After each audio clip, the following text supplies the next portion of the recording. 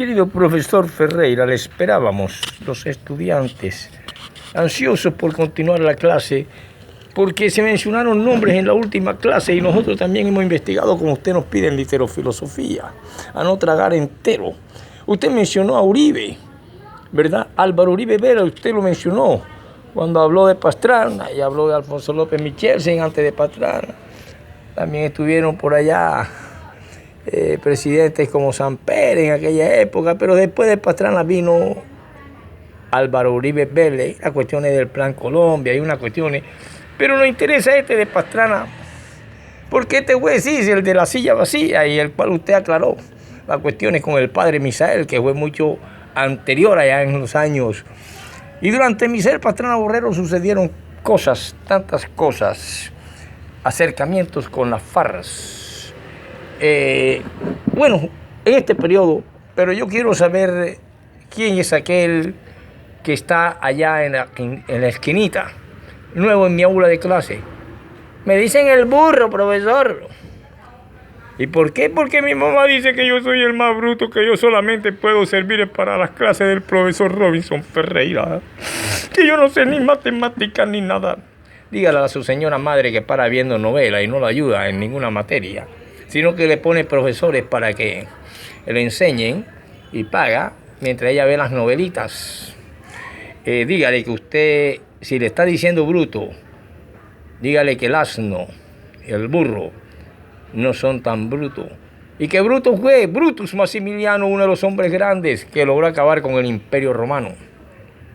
¿Cómo sería de inteligente Brutus? Y un asno lleva a su jinete borracho a su casa y no se equivoca, ni lo lleva a otra parte, sino a la casa de él, por muy lejos que esté, emborrachándose, se monta y el burrito lo lleva. El burro, Brutus, uno de los hombres grandes que acabó con el Imperio Romano, tuvo que ver con eso, Maximiliano. ¿Y por qué te dicen bruto, profesor? Porque a mí me gusta, mire, vea, yo lo hago así, mi mamá se encola. ¿Cómo haces tú?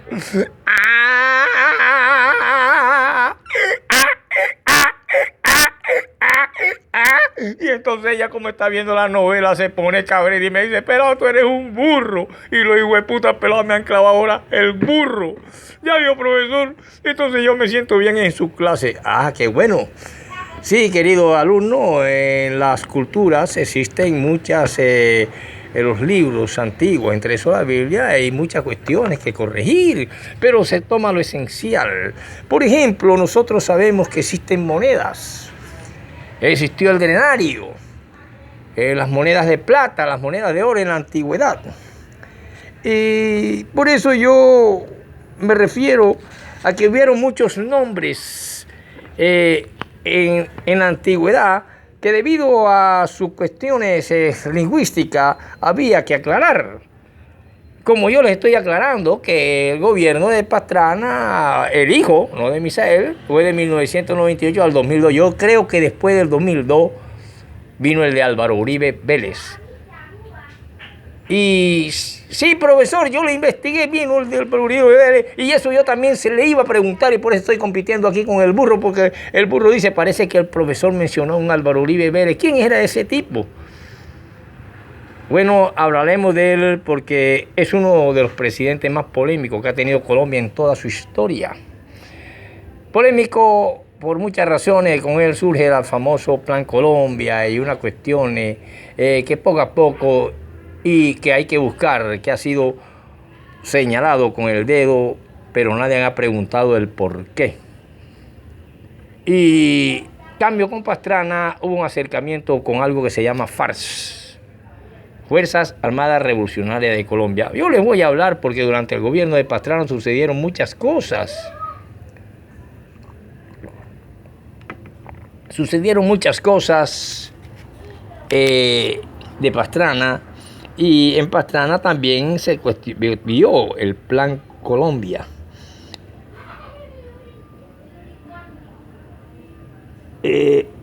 ¿Por qué? Porque el Plan Colombia apareció mencionado por primera vez en el Plan Nacional del Desarrollo del presidente Andrés Pastrana, cambio para construir la paz. Y en este documento se planteaba que el esfuerzo del gobierno se encontraría en 3 firmes sustitución de cultivo. por medio del programa de desarrollo alternativo. El Pastrana fue bastante social. Después de él vino Álvaro Uribe y se continuó con la cuestión del Plan Colombia. Y ya entonces tendríamos que ver el porqué de las cuestiones de que muchos desean el fusilamiento de Álvaro Uribe Vélez. Yo no soy uribista, tampoco soy petrista, pero la política es así y la historia es así y los profesores, no que me alabe, debemos ser así. Hace poco encontré un amigo que nos invita a que nos reunamos, algunos que estudiaron el Carlos Meisel. Y luego termina diciéndonos que los dos, que nos llamamos dinosaurios del Meisel, somos unos miserables y no sé qué, insultos. No sé a qué viene este señor, que de todas maneras, no diré su nombre, pero que por medio de un individuo casi como Claudio el Divino, me dijo que alguien quiere saber de ustedes para reunirse. Creo que es lo que menos me interesaría, porque mi vida va por otros caminos. Pero sí desde ahí, desde la ventana del Meisel, este mal estudiante creó el poema Odas de Arena, poema que solamente pudo hacer Publio Virgilio Morón cuando le cantó a Mantua, o el inventor de las odas que fue Pericles 2500 años antes de Cristo, o el mismo David cuando con arpa cantaba oh Jerusalén, que son cantos, poemas escritos a la tierra patria chica que nos vio nacer. Y mi libro le escribe a Barranquilla, y por eso es una oda. Y rectifico desde aquí que no puedo ser un terrorista, sencillamente porque alguien colocó un artista en la carátula del libro el incendio de la catedral. Podría ser destruida, incendiada también el estadio metropolitano.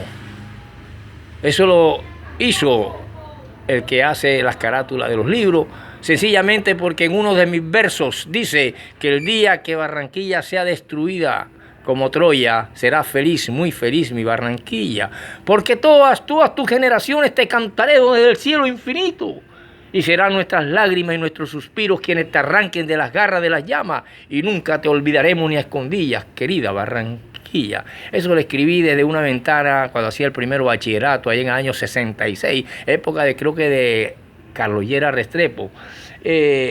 Comenzaba Carlos Llera Restrepo uno de sus periodos, creo que era.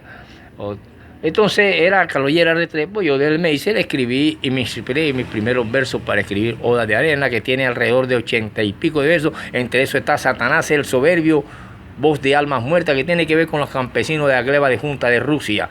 Entonces, este estudiante hizo eso.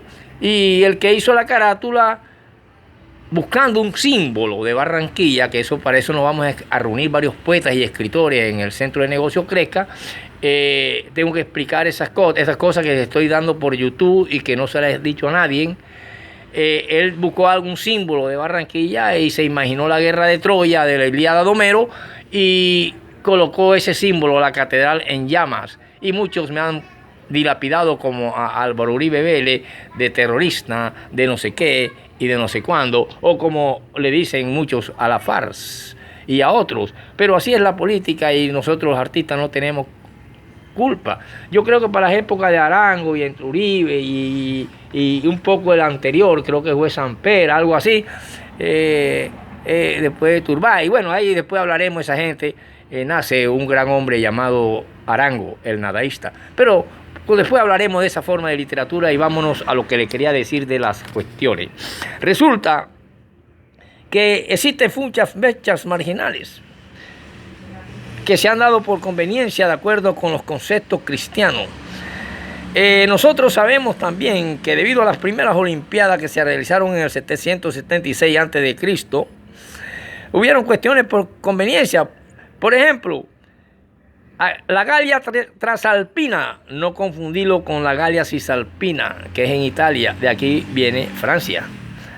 Porque en la Galia Cisalpina fue donde nació en Mantua el mantuano Publio Virgilio Morón, máximo astro de la gran constelación de poetas que surgió en el cielo romano. Entonces, y autor de la Eneida. Porque Francia abarca más o menos la misma región territorial y habría sido incoherente llamar a ciudades como Nimes, Boluk y León por sus nombres modernos. Por eso es que los clásicos no serían popularmente conocibles, ubicándolos en la Galia Transalpina o como griegos se prestan a confusión. ¿Por qué? Porque Germania era el país de los celtas. De manera similar se han utilizado las formas más simberino por Connobilius, por ejemplo, Marco Antonio por Marcus Antonius. En ocasiones vemos que existieron algunas palabras que giran y tienen que ver con Germana French. Esto sugiere una palabra que luego va a traer la confusión y en español se llama jabalina. Pero no podemos adaptar la sugestión, porque si bien se adapta esto con reconocimiento, hay otras cosas que más bien necesitan y se necesitaba que se determinara como jabalina, como equivalente de pilum, que es el proyectil arrojado en forma normal del disciplinado infante romano. O sea que el romano es el que utilizaba esta cuestión. Y estas cuestiones también se utilizan en las Olimpiadas. Por eso es que las palabras, según los giros y las cuestiones, cambian. También tenemos la palabra azagaya, que tiene un sonido más salvaje, como azagaya, y tiene una vigencia de 3.300 años en el idioma inglés y adquirió nuevo vigor en el siglo XIX gracias a las guerras zulúes. Por eso es que nosotros a lo largo de la vida vemos que tienen forma la fragment, punta de hierro, y fueron utilizadas según un gran historiador, que ese escritor que yo admiro, José María Vargas Vila, leía mucho, llamado Tácito, que fue un historiador romano. Entonces, fue utilizada como arma que se arroja y como arma de empuñar para el ataque. Ya vieron ustedes, y así de esa manera nacen monedas en las épocas de Suetonio, y todas esas cuestiones romanas surgen y se usan monedas de oro, drenario, que tiene que ver muchos con la cultura romano-judía, porque en Roma, y recuerdan ustedes cuando el pasaje de ¿a quién debemos dar impuestos? ¿Al César o a Dios? Y Jesús dijo, lo que es del César es del César y lo que es de Dios es de Dios. Y en ese momento una moneda tenía grabada, posiblemente debería ser una de las monedas llamada drenario. Hubo también en la antigüedad el silicio, y estas monedas circulaban en todo el imperio antiguo y en Tierra Santa. Entonces, continuaremos con Pastrana. Resulta que durante el gobierno de Pastrana, entre 1999 que al 2002, suceden hechos. Por ejemplo, el 7 de enero, en el municipio de San Vicente del Caguán, se da inicio al proceso de paz entre el gobierno y la FARC. También el alto comisionado para la paz, llamado Camilo Gómez Alzate, y el vocero de la FARC en ese momento, Raúl Reyes, que fue bombardeado, se gastaron más de 60 bombas, estaba en cuero, enfermo y durmiendo. Y eso que tenía un poco de anillo de búsqueda, que podían capturarlo vivo, y sin embargo lo bombardearon como si estuvieran bombardeando otra nación, como si estuviera Rusia bombardeando Ucrania, o cuando se bombardeaban en la antigüedad los imperios inglés y español aquí a Cartagena. Y ¿te acuerdas la cuestión de aquí del almirante Padilla, que tuvo que salir al alta mar y entonces de allá bombardeó por la espalda a Murillo? Y bueno, una cantidad de cosas. Después hablaremos de esto con el profesor Robin. ¡Ey, burro, no rebuzne! Come hierba, y hay bastante ya. Yo me meto mi marihuana, profesor. Bueno, ya esos son otros problemas. Deja que la legalicen. Por eso es que me dicen el burro. Entonces, Raúl Reyes, ellos se reunieron el 21 de enero del 2002 en Los Pasos, Caquetá, en un último intento por salvar el proceso de paz. Están viendo ustedes por dónde le entra el agua al coco. Están viendo ustedes que no todo es cuestión de que yo prendo la novelita y pongo la esclava negra y pongo la reina india. Aquí nunca he visto reina india. También en el 2000, por allá en el 2000, el 21 de septiembre, la pesista María Isabel Urrutia gana el oro en los Juegos Olímpicos. Pero antes, en el 1999, el 21 de octubre, Juan Pablo Montoya se corona campeón de la Fórmula Cars. Suceden cosas en los gobiernos. Vemos también muy bien en la segunda vuelta cuando Andrés fue una de las más grandes en la segunda vuelta para que fuera presidente Andrés Pastrana, abogado, periodista y exalcalde de Bogotá, fue elegido presidente de los colombianos en una de las justas electorales más concurridas de las últimas décadas, para poder entender por qué Álvaro Uribe Vélez llega al poder. Yo voy a hablar de este señor, sé que me voy a ganar la enemistad de muchos, pero al pan, pan y al vino, vino. Dicen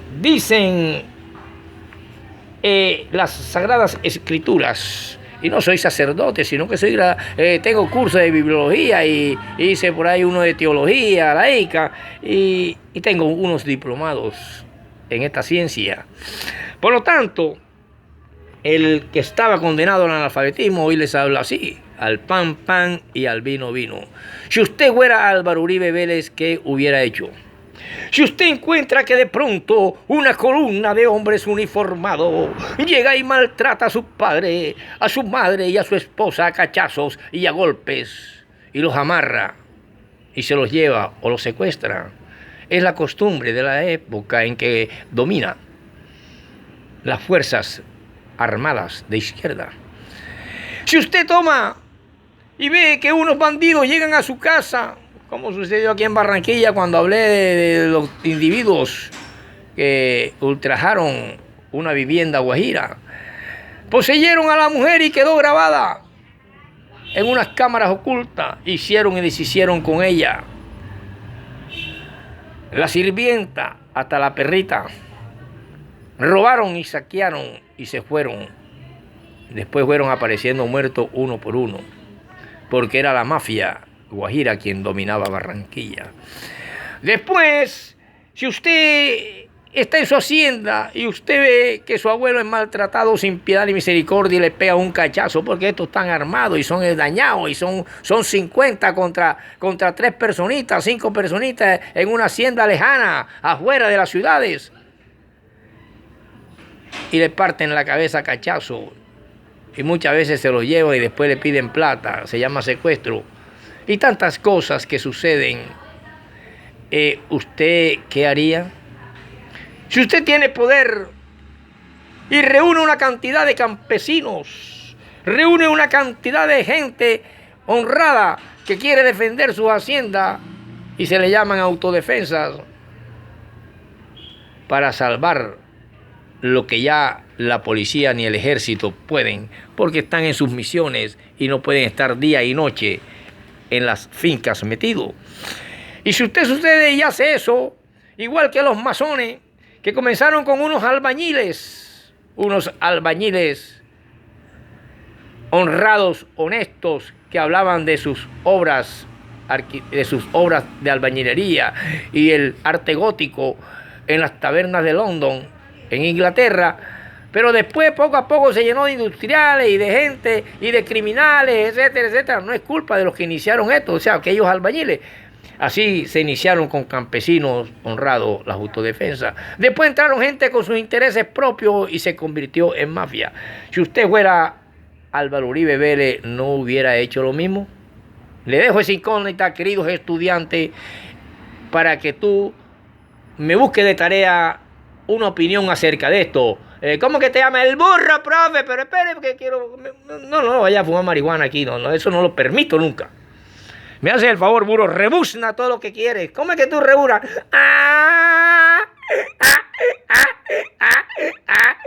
Bueno, ahora sí, me busca esa tarea, burrito. Por lo tanto, esas confrontaciones vienen de años y años entre grupos de derecha y grupos de izquierda, y por eso es necesaria la paz, porque aquí ninguno de los bandos es la Santísima Trinidad. Por lo tanto, el alto comisionado para la paz se reunió, Gómez y Reyes, que fue bombardeado, 60 bombas le cayeron, estaba en cuero y desnudo. Dejen eso para una pelea como de pronto con Ecuador, con Venezuela, cuando vinieron esta gente aquí. Por lo tanto, se hace necesaria la paz. Y yo escribí sobre la paz. La paz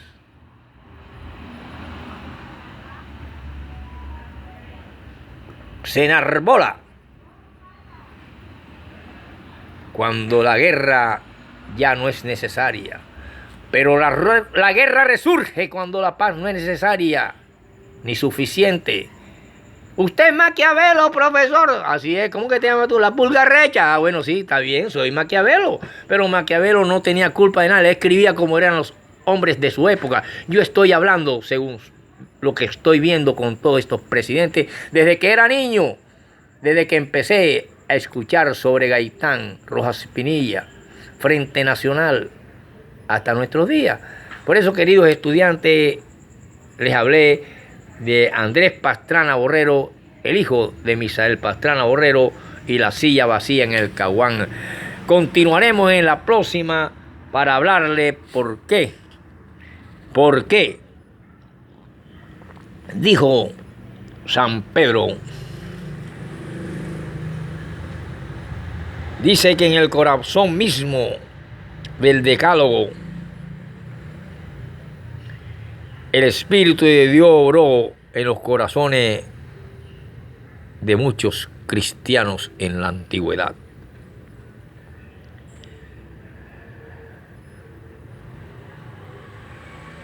Dice este hombre que era pescador. Y dice Mateo, hasta que pasen el cielo y la tierra, ni siquiera una jota ni una tilde pasará de la ley. San Mateo, sin que pasen una jota, y dice, ni quien le quite una sola letra a esta sagrada palabra, ni le ponga, porque es anatema. Ahí es donde se caen los que podrían tener la verdad sobre Dios, que son los testigos de Jehová. Y después le voy a hablar de esto por su Biblia deforme. Continuaremos con el profesor condenado al analfabetismo, Robinson Ferreira, fundador de la materia literofilosofía, donde usted tiene que aprender conmigo psicología, filosofía, literatura y todo lo que pueda para que tampoco vaya a ser nunca un analfabeta.